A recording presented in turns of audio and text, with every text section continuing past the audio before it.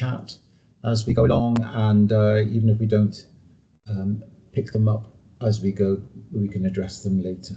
Okay, so we're looking at key challenges to supporting learners with additional learning needs this afternoon, this continuing journey, and one of the things we're going to be focusing on next short while is teacher expectancy, labelling and accountability. And in fact, we're going to go a little bit wider than that as well in my first session this afternoon. Okay.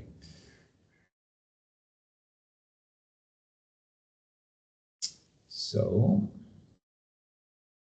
it's typical, isn't it? For some reason, my controls are not advancing the slides.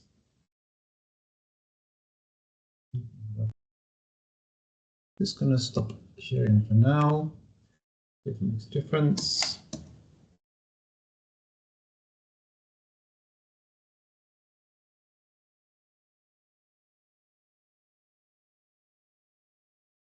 Try again.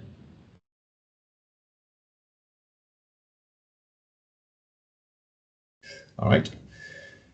So we've already covered a number of these bullet points here, and so we're coming down now towards the end here, identifying how attitudes of teachers, parents and learners could be a barrier to inclusive education, understand how the accountability and standards agenda within education may create barriers for learning. And I suppose really you should turn those on their head as well and be a bit more positive about it and think about how they might promote strides towards more inclusive practice. For some reason, it doesn't like advancing when I'm sharing the screen. There's going to be a bit jumping in and out. All right, so very briefly, often the evidence is quite clear that unfortunately our own beliefs and attitudes as teachers, as professionals, and sometimes even as parents and caregivers and so forth can have a major impact on what our learners can achieve. And that can, of course, be negative as well as positive. As teachers, we work with provisional outcomes. In other words, we have particular outcomes that we are duty bound, literally, to work towards. We have things that have been specified on our behalf. And sometimes that can blinker us, if you like, to what our pupils, our learners are achieving or are able to achieve. But often learners can surprise us in what they know and do. To give you a very trivial example, I think back a few years when I took our daughter to the Science Museum in London, and I think she's about 3.5, and we were wandering through the space hall, space exploration hall, and there was a mock-up, a full-scale mock-up of one of the original lunar landers, those spacecraft that landed on the moon back in the 60s and 70s. And she looked at me and she said, "Oh, that landed on the moon." And I said, "How do you know that?" And she looked at me as if I was completely stupid and said, "Peppa Pig." So she surprised me with what she knew.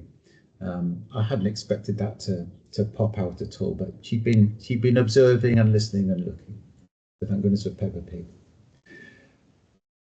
Relationships are at the heart of pedagogy, and this was mentioned on so many occasions this morning by so many people, including our expert speakers. It came out really, really strongly, and that's not surprising because I think we experience that in our everyday practice, and that is also clearly backed up by plenty of evidence in the research that good relationships are at the heart of pedagogy, and unfortunately poor relationships can break down effective pedagogy.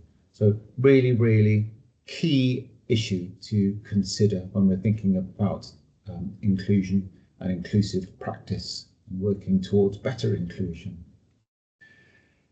Clearly, again, as you will all know from experience, and as we've had reiterated this morning, there are important external influences on learning, and that they might come from the system itself, from the expectations of the system that we're working in, whether that's at a classroom level or a school level or a policy and political level, or indeed a wider international level. There are these external influences can be very marked, can be very very important in terms of how learning is addressed and how inclusion is realised or not. There is evidence, and we will explore this in a little bit more detail in a few minutes, that teachers and leaders sometimes engage in fixed ability thinking. So not all of us, of course, and we're talking in generalizations, but the research does indicate that, unfortunately, people in those kind of pedagogical positions of power, teachers and leaders, we can fall into that trap of fixed ability thinking. We're not open enough to what our learners might well be able to achieve. And this, I suppose, is particularly important from our point of view and your particular position in this module and in your settings. Children and young people with additional learning needs, disabilities, are particularly vulnerable to determinist beliefs about ability. So beliefs that have been determined by others on their behalf.